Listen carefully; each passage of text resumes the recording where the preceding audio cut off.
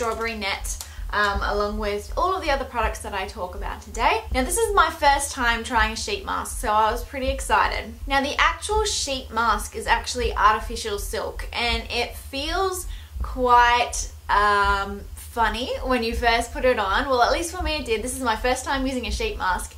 It feels quite sticky and a little bit slimy, a bit weird. So after 15 minutes I removed the sheet mask and then patted the remaining product into my skin, but it didn't really soak into my skin. Now I'm not sure if that is because I have oily skin. I don't have dry, I don't have normal or combination. I am just oily all over. So it might have been my type of skin that it just didn't sink into. I even woke up the next day still feeling that stickiness on my skin. I feel like these would be excellent for someone with dry skin because they are so moisturizing. Next we have the, and I'm probably going to butcher this name, Lineage Moisture Trial Kit, which has 4 little bottles of different things that they offer. Now I first used the Power Essential Skin Refiner, which is like a toner for your skin. It has a lovely fragrance to it. The next one that I used on my skin is the Water Bank Gel Cream. Now this one is for normal to combination skin types, so it suits my skin type a lot better. It sinks into your skin really well, so don't be afraid if you have oily skin like myself. And then the last 2 bottles are just different moisturizers. The Water Bank Essence is for all skin types. To me it feels pretty much the same as the other one, which is the Balancing Emulsion for dry and normal skin types. These 2 are too heavy for my skin because I have oily skin. They're too heavy, but they would be perfect for someone with dry or normal skin. Next up we have a product from Otti, and this is the Multi-Shine Base Secret Balm. Now when I first pulled this out of the box I thought, oh my goodness, this is so beautiful. It looks like a really super high-end product for such a good price. So you pull off the lid, and then inside the bottom half is the Multi-Shine Base product. I absolutely love these type of pumps. So basically you pump this to get the product which comes out of there. I like to use it as a moisturizer before my foundation. So I will take just a little bit, rub it through my fingers, rub it all over my face. It has a really subtle, beautiful purple sheen to it. It is so pretty. And then in the lid is the concealer, and there's also a nice little mirror in there, which I think is a lovely touch. This concealer is very, very light, so it's not going to be a good concealer for everyone. I have NC20 skin, so it's quite bright on me, so I used it under my eyes today. And it's a cream, so it's quite thick. It goes on lovely with a brush. If you use your finger, it can look a little bit cakey. It's also very pigmented. It lasts for probably around 4 or 5 hours, and then it starts to fade. You definitely have to set it with powder, otherwise it will crease. But before I applied that concealer, I used the Otti Magic Glow CC Multi Cushion foundation. Now this one says it has an SPF of 50 plus, which I think is fantastic. It's anti-wrinkle, whitening, and gives the perfect coverage. Now this foundation is actually a pretty good match for me. I'm just gonna say the packaging is so beautiful. It's got this lovely design on the lid. And then on top we have the little sponge that you use for the foundation, and then a lid closing the foundation, which I think is fantastic because it doesn't dry it out. And then underneath is the cushion system. Now I've never used a foundation like this before, and I think it's fantastic. So you just get your little sponge that comes with it, you press into the foundation, and then you just press it all over your skin, and that's what I did today, and it gives a lovely coverage. I wouldn't say it is full coverage, and I wouldn't say it's light. It's definitely medium, and it's definitely buildable. I was very pleasantly surprised with this foundation because I struggle a lot with foundation because I have such oily skin. Practically every foundation just doesn't work on me. But this one worked out really nice. It gave a nice natural finish. Lastly, for my lips, I use the Jill Stewart Lip Jewel, and this is in the shade Cat's Eye Wink. Now this packaging is totally cute and totally me. Like, it even has a little jewel on top, which I think is perfect for this.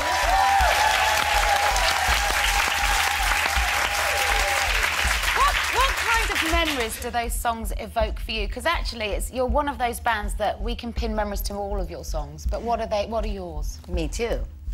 What was going on with Lindsay and I was exactly what are in those songs. So when I see them, then I go right back to what was happening at that time. Are they always happy? Happy times? Not always happy, but now I can look at them and see a lot more fun and happiness in them than I think I did when they were actually happening. You know, so now they're precious. At the time they were happening, they were just crazy. Well, yeah, you two were so turbulent, but it created great art, didn't it? So it was kind of like great tragedy, no great pain, art. no gain. Yeah. Does it feel like does it feel like it was yesterday to you when you look there? Are you straight back there? Yeah. Oh, that's Absolutely. fantastic. Yeah, because you know when you see a photograph, then that's great, but you can go back a little bit. But when you see it on film, then that really creates it. Then you really are right back in, remembering kind of what you were wearing and remembering those earrings, and you know then you really it brings it back. And what about now? How do you feel it's changed now? Do you like it still? Like that business? Singing? I love it. Do you still? She goes singing. I do. I love it. Do you? Otherwise, I wouldn't still be doing it. No. I would have, you know, moved on to some other artistic kind of endeavor. Yeah, of course. Yeah. So I love it, and I love performing. I'm a performer. You know, we're all talking about Beyonce. You're a performance artist. If you're a performance artist, you're going to have a lot of trouble giving it up because that's what you love to do since you were in the 2nd grade. Yeah. If you're just a, you know, like Christine McVie, she's a pianist and she wanted to be one of the boys. So she wanted to be over there on the side. She was not at all unhappy when Lindsay and I came into the group and came in as lead singers because she didn't want to be out there with a microphone. She didn't want to do that. She didn't want to dance, and she wanted to play, and she wanted to be one of the guys. And in a good way, because she was the only girl that was the great musician that was one of the guys and that was as much respected as like the Eric Claptons, you know, and the Lindsey Buckinghams and the Mick Fleetwoods. She was one of them. So she didn't want to be. She didn't want to be doing that. Well, you get you're the focus of attention if you're in the front. Yeah, aren't you? she didn't want that. How do you feel about that? Is that well, something? I love it because again, I'm a performance artist also. So if you love that, you know, when I was like in 4 years old, I had a grandfather who sang country music, and my dad, you'll love this, never mind her. We owned a bar that was right across the street because my dad started working for Canadian Labatt's and Lucky Lager Beer when I was like really 3 years old. And so my granddad I used to stop there on the way home from school at 4, and he used to put me up on yes, you know. For you to have a beer? Well, for kindergarten, like, you know. No, but I used to go into the bar before it opened, you know, and my granddad would sit me up on the table, and I'd be like tap dancing, and you know, and my dad would go like, oh. You were always going to do what you do. Yeah, pretty much. Well, last night, Hayley has emailed in. She was in Hyde Park watching you with the great Rod Stewart. She said, "How was it for you?" It was great. The only thing that wasn't great was the sun, the magnificent English sun that never showed itself for 3 weeks while I'd been here. That was just like this, and it was so bright that I was, you know, it was so disconcerting because it was so bright I couldn't see. But the concert was fantastic. I just kept putting my hand in front of it, which you can cover the sun with your hand. It was fantastic, and we don't play that monstrous of shows that often. We play 8 to 10,000, 10,000 to 15,000 people. That's way more than that. So that energy coming up off that energy is huge. And it's spectacular. I mean, there's no getting, you can't beat it, really. So it was fantastic. And really, I just wanted to come over here and play. So, you know, my record comes out tomorrow. Yes, we new played record. yesterday. I mean, no, tomorrow, today. Yeah. The record comes out today. Hey, I'm jet lagged Today still. or tomorrow? Right. It comes. It's is actually today out Monday? today. Yeah, Today's Today's Monday. Monday. Okay, it comes out today. But yesterday, it was coming out tomorrow. Yeah. That's right. That's right. Dyslexic, right? Yeah. So, It's out. So it's out, right. So we wanted, you know, I wanted to go on stage yesterday and just be completely rocking and fantastic. And because the record was coming out the next day. Right. So anyway, you know, so I think it happened. It's called, what is it called? It's in your dreams. In your dreams. The album's Can't in your remember. dreams, and the In single Your is Dreams. Secret Love. And Secret Love is a And single. you worked on this record with Dave Stewart, who is just a great British I wish he was here singer-songwriter with us. And you stole him away. Women. He would love being here. He would love being right here. Yes, he would. He's a really bright guy, Dave, and when he dedicates himself to something, he's really, really committed. So you invited him over to your house, and he pretty much didn't leave for a year, did he? Pretty much. I mean, he did. He went home, but he came like sometimes 4 times, sometimes 5 times a week, and we worked from 3 until midnight. We had catered dinners every night, so we were kind of like being in the 20s, like Coco Chanel and Man Ray and all the artists and the famous writers. Oh, wow. That's what we kind of did. So it was like, we would call it in America in the 60s, a happening. It was a happening. It was beautiful. Dave dresses up. So when Dave dresses up and he's filming, you're forced to kind of dress up a little. Or you look really dowdy next to Dave. So the first thing in the morning, he's got a camera in your face. Yes, he does. And I could have turned that down. Can I say, you wrote poetry, you write a lot of poetry. Yes. And as a performer, which is very extrovert, I'm fascinated that then that's very introverted. And Dave Stewart, actually, didn't he start you off with poetry the first time? I gave him 40 pages of poetry in January 2010. And he actually, surprised to me, read it. I was so thrilled and so honored, He read it. And so he came over 2 weeks later, and he said, basically, he's got his guitar around his neck, and he's like, all right, I like this poem. And I'm like, you do, really? You read it? You actually read it? And so he says, okay, let's go. And it's like, dun, dun, dun, dun, dun, dun, dun, let's go.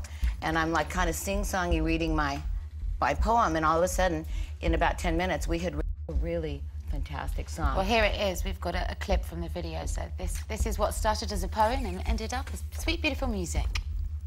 Well, we already passed it, I cried.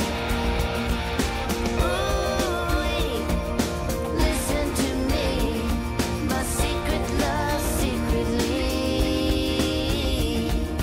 died.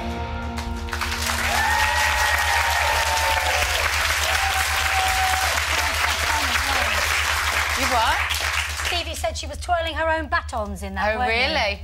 That's again, my mom taught me when I was like really so little, I don't even remember her teaching me. But I'm a really good baton twirler. So, of course, Dave's like, well, let's do some baton twirling. Yeah. Throw 'em in.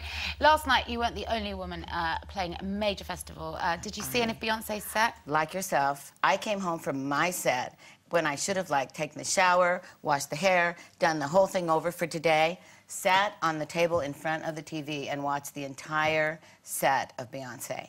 And by the time, like yourself, it was over, I was like super exhausted. I was like, oh, my set was hard, but this set that I just did with Beyonce was like super difficult.